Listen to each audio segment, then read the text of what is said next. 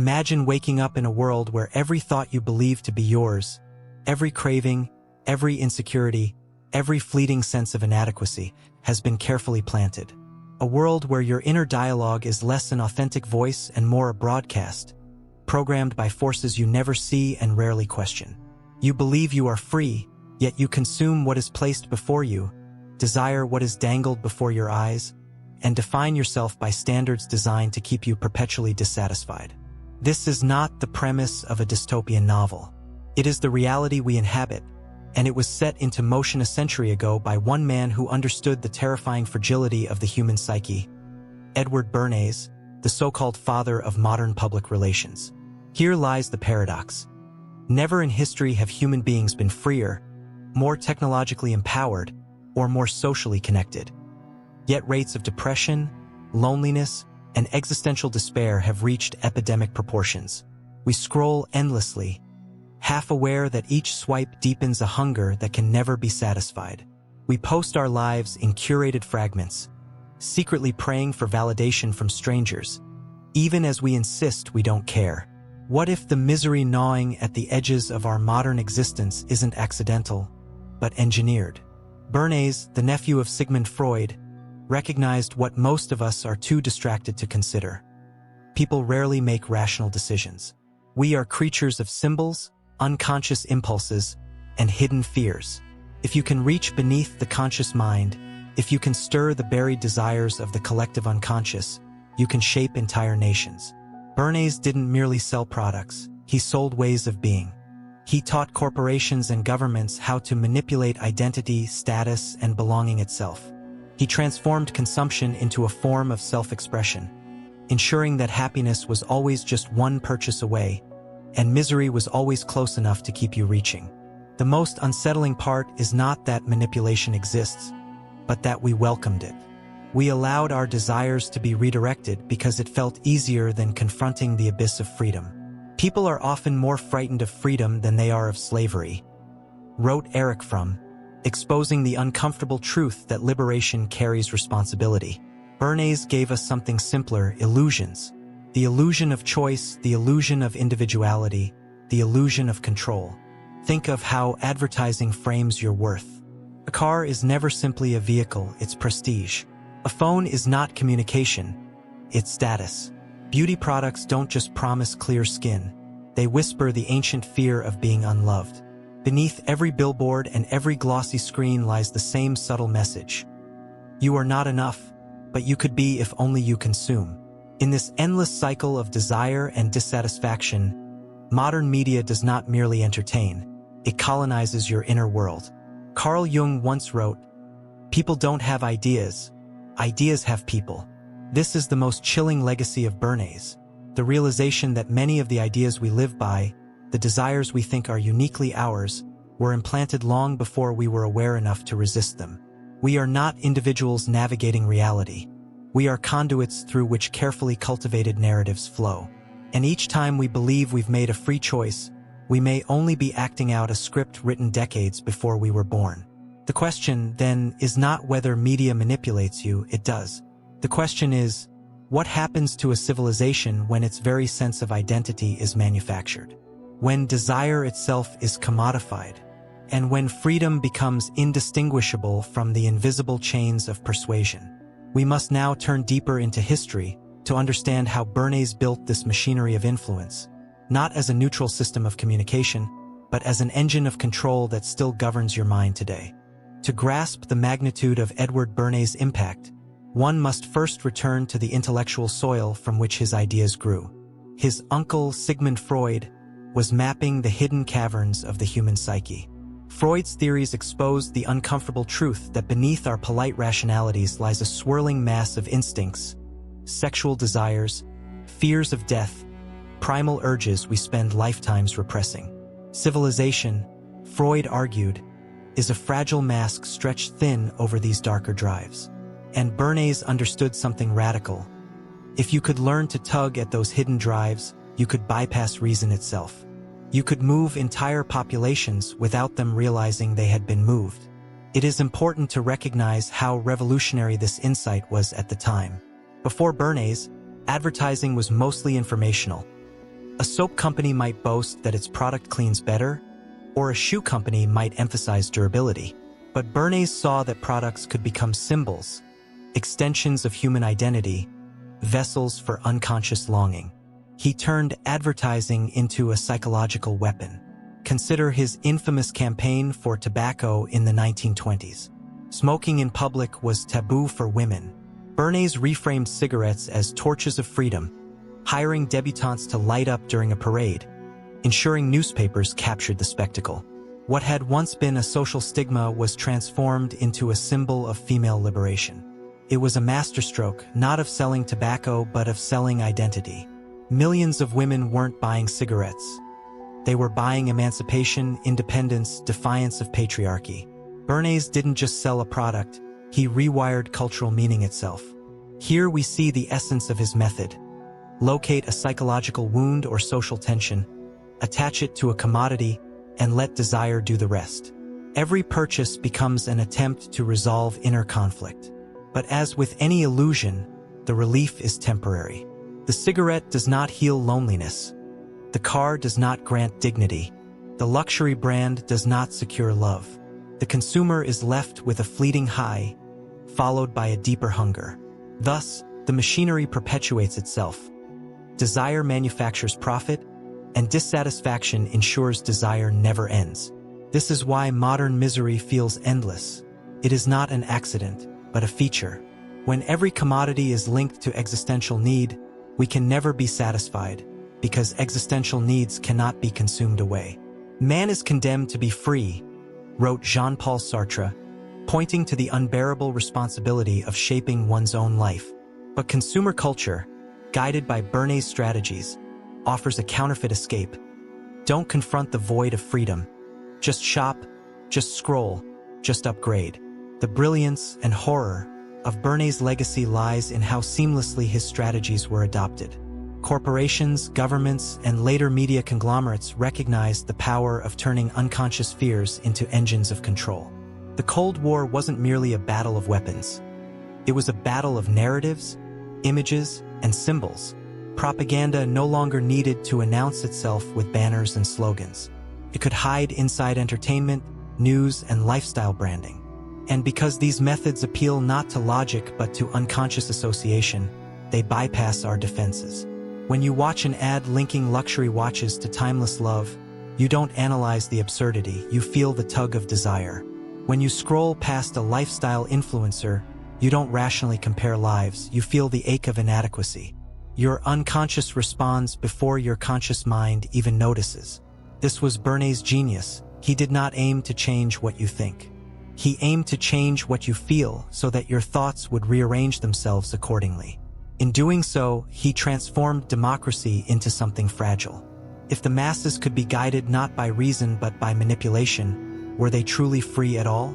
Or were they merely playthings in a theater where invisible hands pulled the strings? And so, the question emerges, if the unconscious can be weaponized against us, how do we resist? To answer that, we must trace how Bernays' influence seeped into the broader bloodstream of modern media, where control no longer appears as chains, but as endless choices masking the same prescripted destiny. By the mid-20th century, Bernays' techniques had migrated from the boardrooms of corporations into the bloodstream of culture itself. What began as experiments in advertising blossomed into a vast system of influence. Television became the new altar, and on its screen flickered not just programs but entire templates for how to live. A product was no longer just a product, it was a lifestyle. News was no longer neutral information, it was theater crafted to evoke specific emotional reactions. Entertainment itself blurred with persuasion until one could hardly tell where one ended and the other began. Bernays had shown the world that people could be guided by symbolic association, but it was the advent of mass media that turned those insights into a machinery capable of shaping entire civilizations. Corporations learned that happiness could be packaged into 30-second clips. Politicians discovered that fear, repeated with cinematic precision, could steer public opinion more effectively than reasoned debate. And as the screen grew brighter, the inner life of the individual dimmed. Consider the evolution of advertising alone. A detergent commercial didn't need to discuss chemistry or cleaning power. It could depict a smiling family, sparkling white clothes, and the unspoken promise of domestic harmony. The message was not, "This product cleans better," but, "This product will make you a better spouse, a better parent, a happier human being." The same principle spread like wildfire. A brand of beer equaled camaraderie and friendship. A perfume equaled seduction and desirability. A diet program equaled discipline and self-worth. Consumption was no longer an act of utility. It was a moral and existential performance. As media matured, so too did its psychological subtlety. News outlets adopted Bernays' insights by framing events not merely as information, but as narratives engineered to provoke outrage, fear, or pride. Political debates became spectacles designed less for reason than for emotional resonance. Entertainment shows normalized consumerist values, embedding product placements seamlessly into storylines. By the dawn of the internet, the boundary between content and persuasion had dissolved entirely. Then came social media, the perfected child of Bernays' dark vision. If earlier propaganda worked by broadcasting symbols to the masses, platforms like Facebook, Instagram, and TikTok allowed for something even more insidious: individualized propaganda. Algorithms map not just what you buy, but what you fear, envy, and crave. They predict your insecurities before you consciously feel them, and then feed you precisely the images and products to exploit them. The machine no longer speaks to humanity in general. It speaks directly to you, whispering into your most vulnerable places. The result?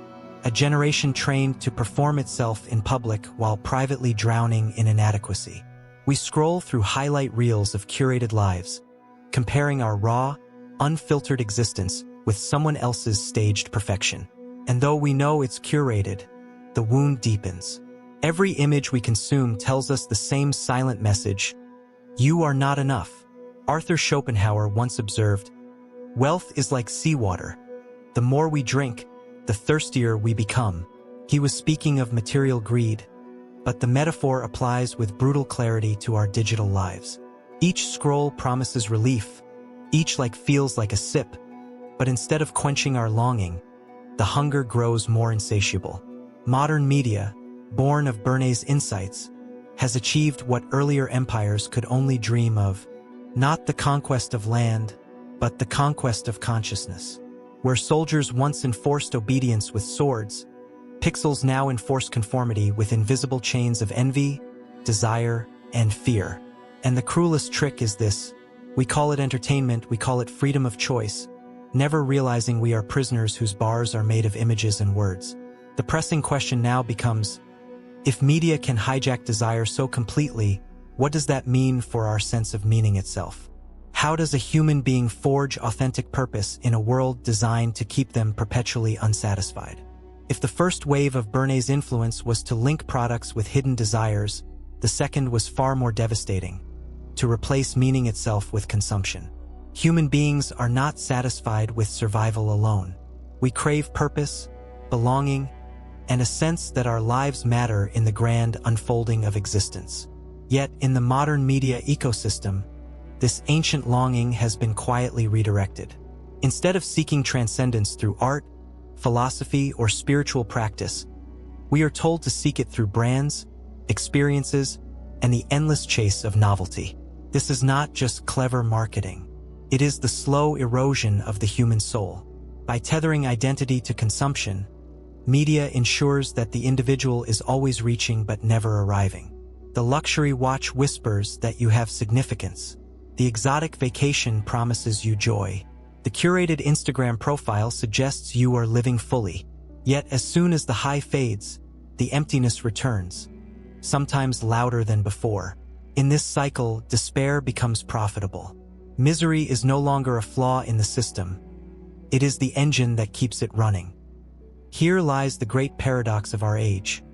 Never has humanity had more material abundance, yet never have we reported feeling so spiritually impoverished. Depression, anxiety, and loneliness soar not despite consumer culture, but because of it. For what is anxiety if not the gnawing sense that one's life is missing something essential? And what is depression if not the exhaustion that follows chasing mirages that never deliver? Viktor Frankl, a survivor of the concentration camps, saw this danger long before social media. In Man's Search for Meaning, he wrote, "Those who have a why to live can bear with almost any how. But what happens when the why is replaced by an endless carousel of shallow hows? Instead of grappling with life's ultimate questions, why am I here? What is my purpose?" We are offered distractions. New phones, new shows, new lifestyles to imitate. The deep hunger for meaning is never satisfied because it is never truly addressed. The tragedy is not only personal but civilizational. A society without meaning becomes a society addicted to distraction. Citizens lose the ability to endure silence, solitude, or reflection. The constant bombardment of media fills every gap, leaving no space for the individual to encounter their own depths. Silence, once a wellspring of wisdom, is now treated as unbearable. To be alone without a screen feels almost like annihilation. This is why modern misery feels not just psychological, but existential. We are not merely sad, we are unmoored. We are not simply anxious, we are disoriented in a world where our inner compass no longer points anywhere. The narratives we inherit from media tell us to consume, compare, and perform, but they do not tell us how to live, how to suffer with dignity, or how to die with peace. Nietzsche once warned, "He who has a why to live can bear almost any how." His words echo alongside Frankl's, exposing the same eternal truth. Without meaning, freedom collapses into despair. And yet, instead of meaning, we are sold simulations of meaning. Brands as identity, entertainment as purpose, consumption as salvation. The result is a quiet epidemic. Millions of people living lives that look vibrant on the surface but feel hollow within. This hollowing of the soul is not accidental. It is the very design of a media system born from Bernays' vision, a system that thrives not when you are fulfilled, but when you are perpetually reaching. And so, the next question beckons with urgency. If modern media thrives on emptiness, how has it reshaped not only individuals but entire cultures, politics, relationships, and even spirituality itself? To answer this, we must explore how the machinery of influence extended its reach far beyond advertising into the very fabric of collective life. The story of Edward Bernays' legacy is not confined to products and advertisements. His true genius and danger was in demonstrating that entire societies could be steered like individuals, if only you spoke to their unconscious fears and desires. Governments, political movements, and cultural institutions soon adopted his techniques, blurring the line between propaganda and public life. What had once been manipulation for profit became manipulation for power. Consider the political stage. Bernays advised leaders that the masses could not be trusted to make rational decisions. They needed to be guided, even deceived, for their own good. Democracy, in his view, was too unwieldy to function without engineering consent.